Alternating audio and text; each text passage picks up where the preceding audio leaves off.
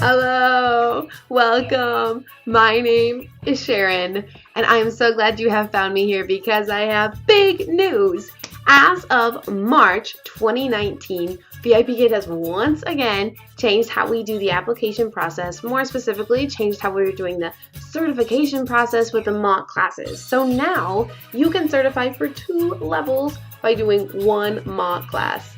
Yes, right? So exciting. So you can certify for levels 2 and level 3 just by passing the 1 mock class that we're going to go over today. So we have lesson A and lesson B.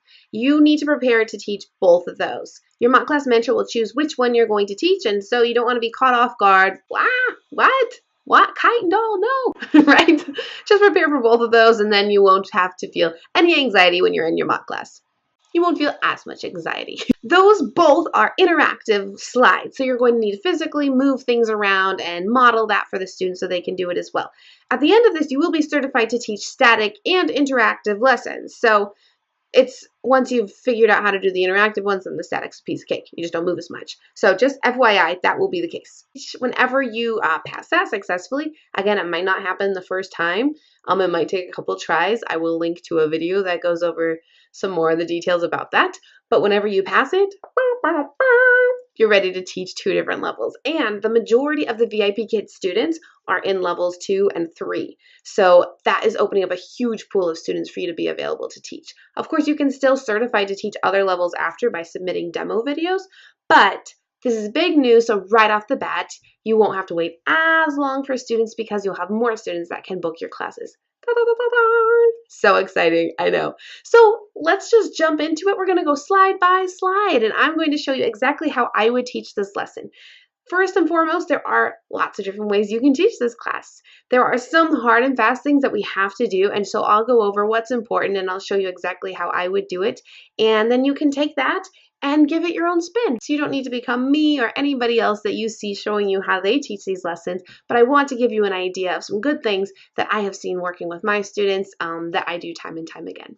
So let's start. All right, so you're looking at the slides, the PowerPoint slides you got from the head office, and one of the first ones just says, my friends and I, my toys, and it goes over the material you'll be introducing, practicing, and applying. So our 2 new vocabulary words are ball and throw, and then we'll be practicing blending the sound ip with various letter sounds. So if it's not listed on this slide and it's in the lesson, you can assume that is prior knowledge. I don't want you to feel like anything in this lesson has to be taught by you as if the student has never seen it before. So some people are breaking things down like she, you know, they're trying to teach she and plays, and so we get lost in all of these different tangents. So just know, like, she plays, we've addressed that somewhere else. So that should take a big weight off of your shoulders if that was a concern. Now we're on the next slide, which is actually where your mock class will begin. And it just says level 2, unit 5, lesson 7, all of that. So here's how I'll do this one. Hello, my name is Teacher Sharon. What is your name? Great! My name is Stacy. So good. How old are you?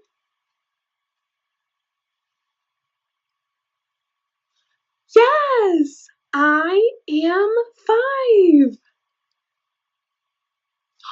Awesome job. Let's go. All right, that's our introduction slide. Key things to remember. Can I remember? Oh, that's right. Ask a rapport building question. Something, how are you? Or something like, how old are you? Those are fine. Usually nothing more difficult than that. And then get complete sentence responses from the student. Those are your main things to remember there. All right, and then we are on our reward slide. Here, it's just important that you use any reward system. If you want to bring your own, that's great. If you want to use the one on here, that's also awesome. Just pick one, only one, introduce it, and keep your language simple. So if you're using the one we provide you with here, I'll say, when you do a good job, you get a toy. Drag and drop, drag and drop. And that's me dragging and dropping a toy. Oh. And that's me dragging and dropping a toy on the screen into the basket. That's as complicated as my language is going to get there. Drag and drop. And then I'll model the student. Pull out some sort of a mouse, even if it's, you know, like my fake one here. I don't really use, but I'll show them drag and drop, drag and drop. And then we're good. If you're using your own reward system, that's fine. But drag and drop is a concept you do need a model for the student at some point, so this is a good place to do it. You don't need to introduce this reward system if you're not using it, but showing the student how to drag and drop is a really great idea to do on this slide. And if you're thinking, my own reward system, gosh, what would I even do? Don't worry, I will link here, somewhere around here, to a video I made about reward systems, everything you need to know to make it really great, and extra bonus, my absolute favorite reward system that I've never seen someone else use before in a mock class. So check that video out somewhere. Okay, but here we are on the ball slide. Now look in the upper right-hand corner. You can see this says it's an I vocabulary slide, which means we're introducing new vocabulary. That should be like ding, ding, ding, introducing new vocabulary, repetition 2 times, super important. So here's how I'll teach this one. Ball. Ball. Good. She plays with a ball. So good. Circle the ball. Yeah. Circle. Good job. Okay, so that's what we're looking for on here. A complete sentence from the student. Show some sort of visual aid. Of course, we want at least 2 types of supplementary tools throughout the lesson. If you have 10 different types of balls, it's still just counting as 1 because that's all 1 type, just balls. So bring in some different types of things, and your other type could be your whiteboard.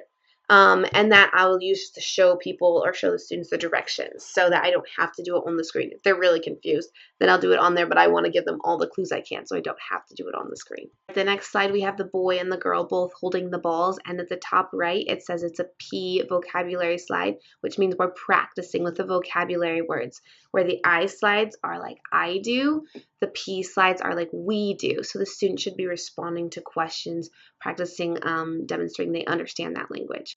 So here I'll use my trusty dino, and I'll start off by circling the boy who's holding the ball.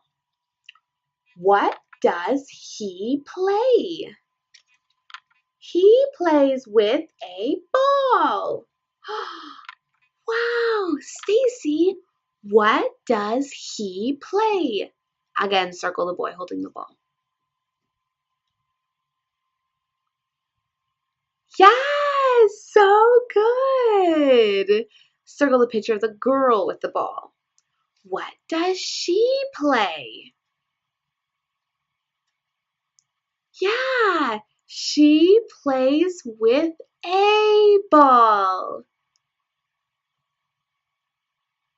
So good. Okay, so I'm going to model my question response with the dinosaur, and then I'm going to have the student respond to that. I don't need to model it for each one of those unless the student shows some confusion, but otherwise, that's how I'm going to teach this slide. All right, always looking for the clues that we are offering you. Check the upper right-hand corner of this slide as well. It says a vocabulary, which means application. We want the student to be able to use these new vocabulary words in complete sentences on their own in response to questions. So we do need to do a bit of hand-holding at the beginning just to model how to drag and drop and what the directions are. So I will do something like this. As an explanation, I'm going to move the basketball into that black circle under the boy's foot and move it back. I'm going to take the kite, drag it into that same black circle, and move it back. So I'm using those as like a word bank to show the different options. So I'll circle the boy in red.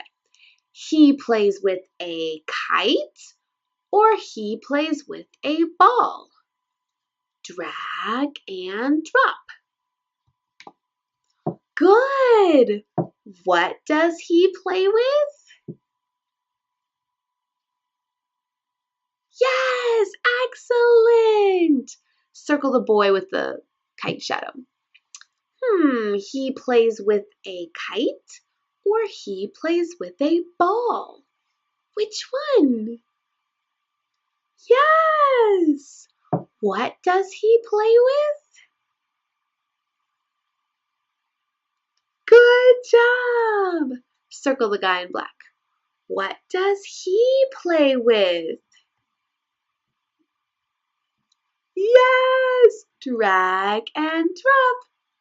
So good! Stacy, do you like basketball? Yeah! Yes, I like basketball!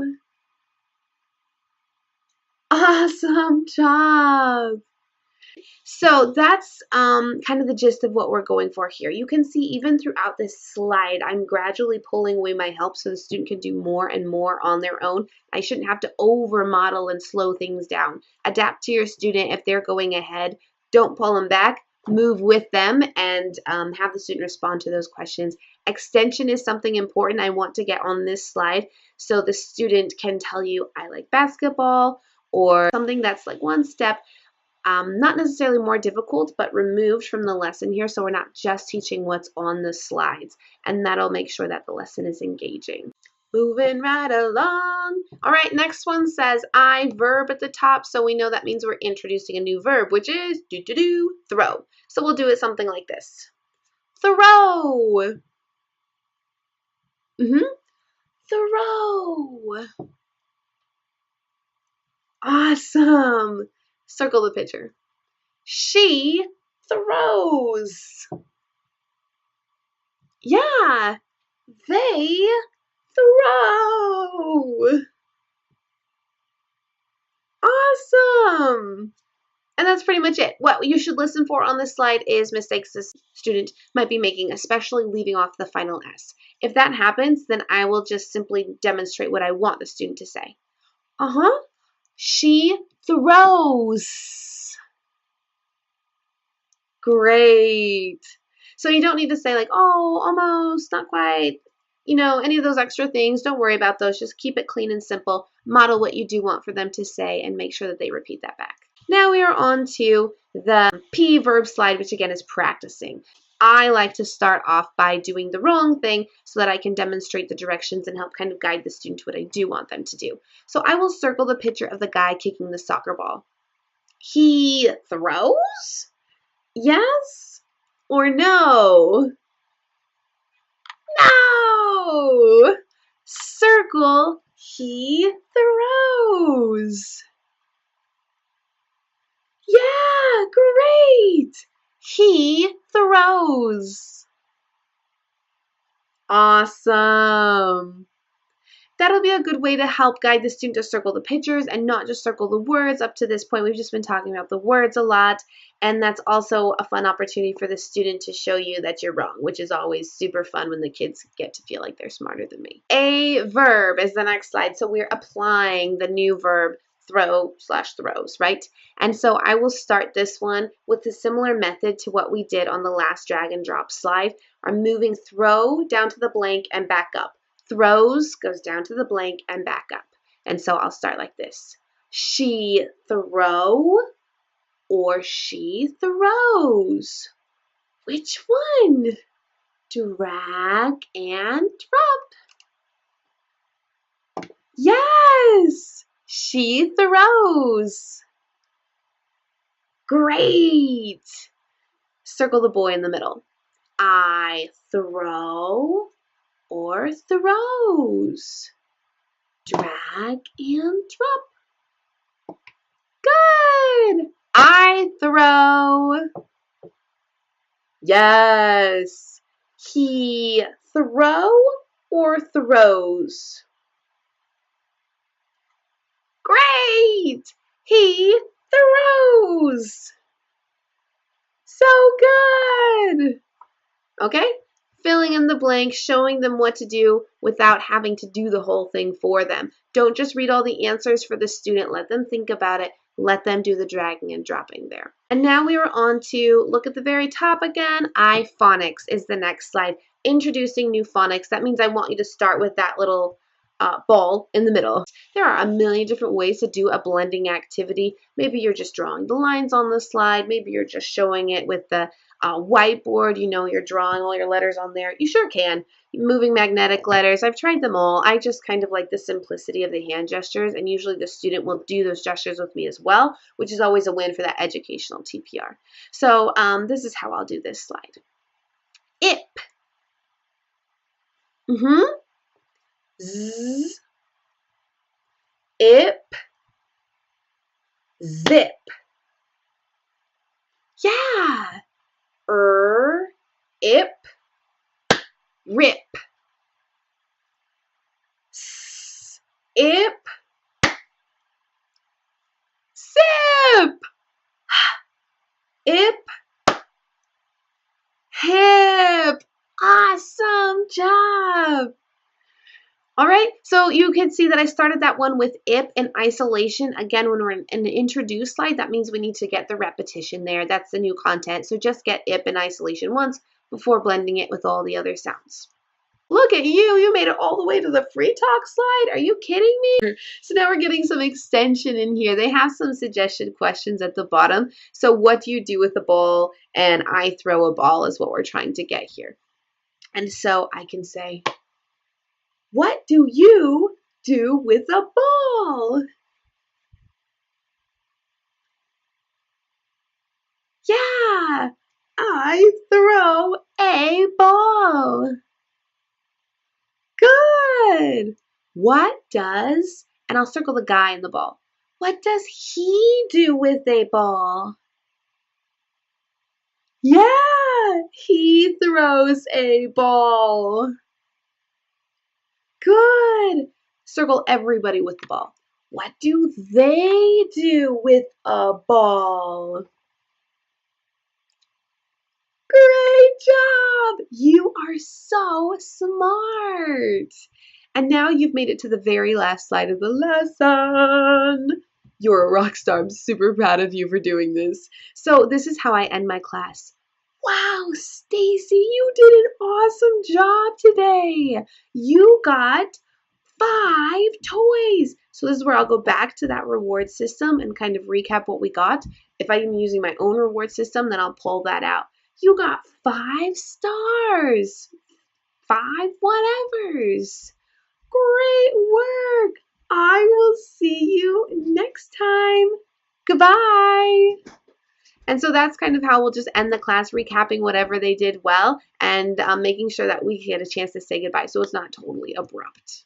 Easy, right? We just made it all the way through lesson A to certify to teach level 2 and level 3 all in one. My goodness, you're racing through this.